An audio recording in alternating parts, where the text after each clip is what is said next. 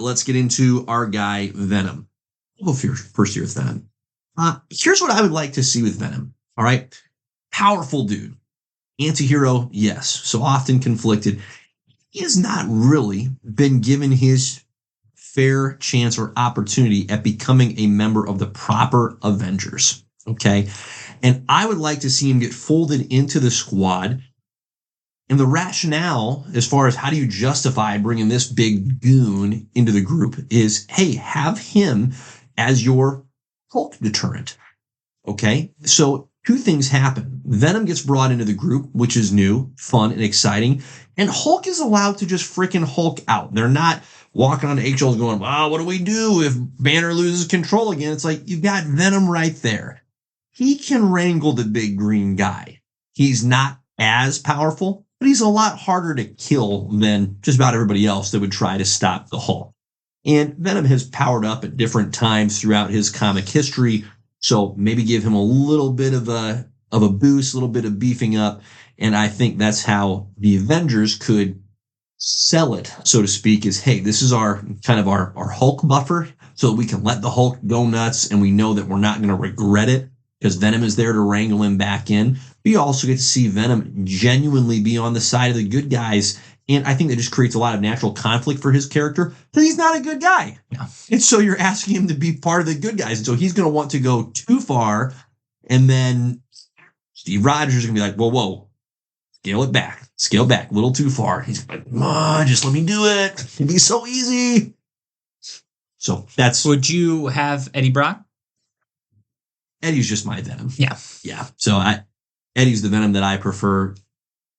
Flash Thompson's not a bad Venom in his own right, but for me it's Eddie. I think Eddie brings a more interesting take than Flash, because Flash is going to keep it in line if he's with Captain America. Yep.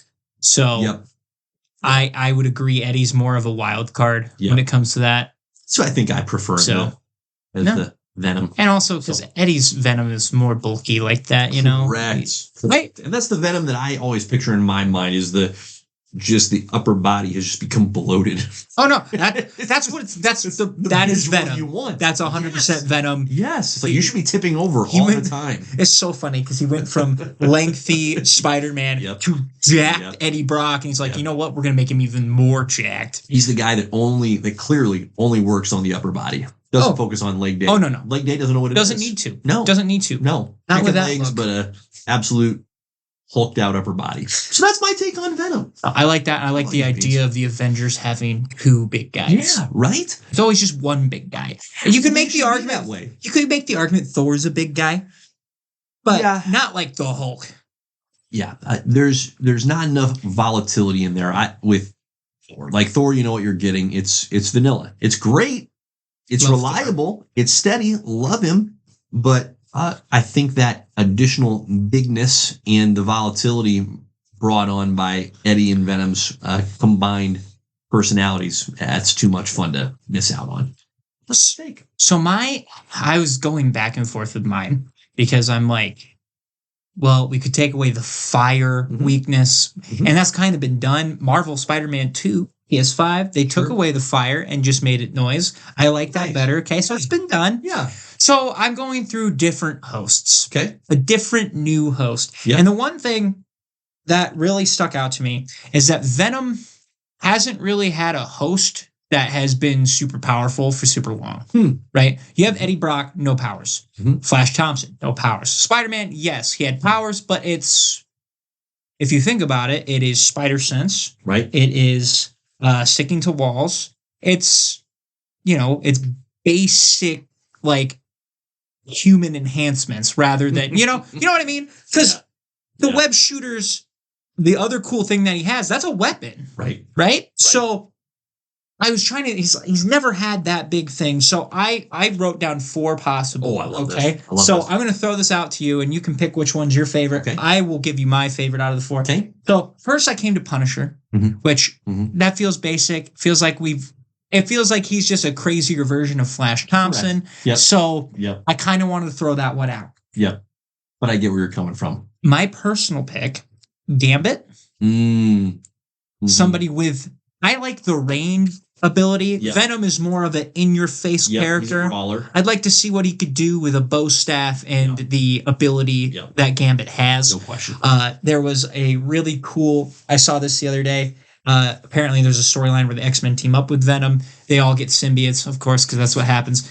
But like Cyclops could like shoot lasers out of anywhere. Nice. Instead of just his eyes, and he could just see like a normal person with a Venom symbiote. Sure. So I didn't pick Cyclops for that reason because it's been semi-done. Right. But I was like, imagine Gambit with that, Mm-hmm. right? Mm-hmm. You got a little bit more range. Imagine him swinging through, touching a wall. It just explodes. And because he can touch it anywhere, essentially. He'd be a sticky grenade. That'd be pretty everywhere. tough. It'd be awesome. Pretty tough. Right? Yep. So I like that. I also have two other ones. Cable. Mm-hmm. And more for the mental side of it. Correct. Because I want to see what Venom could do to enhance that. Yep. My final one, which I think would be really cool, I have Blade. Oh gosh, I was just gonna say, please say Blade. Blade would be please fantastic. Say Blade. Yeah. So Gambit would be my one. Yep. Blade would be my two. Yeah. Because they are, and I would lean more Gambit because again, I want somebody with more superpowers that you could just see get blown up more. Right. But my God, Blade would be badass. If nothing else, for the sake of variety, I'm gonna say Blade is my personal preference. I love the creativity though with the Gambit idea, because to give Venom these ranged attacks is just unfair, because you can reasonably say, hey, if I can just stay away from the guy, I'll be all right. But if all of a sudden that distance, that safe distance has just all of a sudden shrunk to almost non-existent, that's a bit of a problem. Right. And by a bit, I mean huge freaking problem. Well, when Norman Osborn got a Carnage symbiote, right? They had the pumpkin bombs that were symbiote enhanced. Yep. Okay. Yep. Fine. But I just love the idea of just Gambit being able to touch literally anywhere, probably. He could probably just create his own projectiles. Correct. He wouldn't need cards anymore. No. And Venom would also give him more of creativity, I feel like, because it could be like, oh, yeah, I could do symbiotic cards or whatever, but I could also just, here's a rope. Yep. Bang. Why not? We talked, again, sticky grenades we already talked about. I love the idea of him just chucking the bow staff like 100 miles per hour at a car and just watching it blow up. Mm-hmm. But yeah, it gives Gambit the creativity to kind of do even more because of the symbiote. So right. That's my pick. That's awesome. I love that.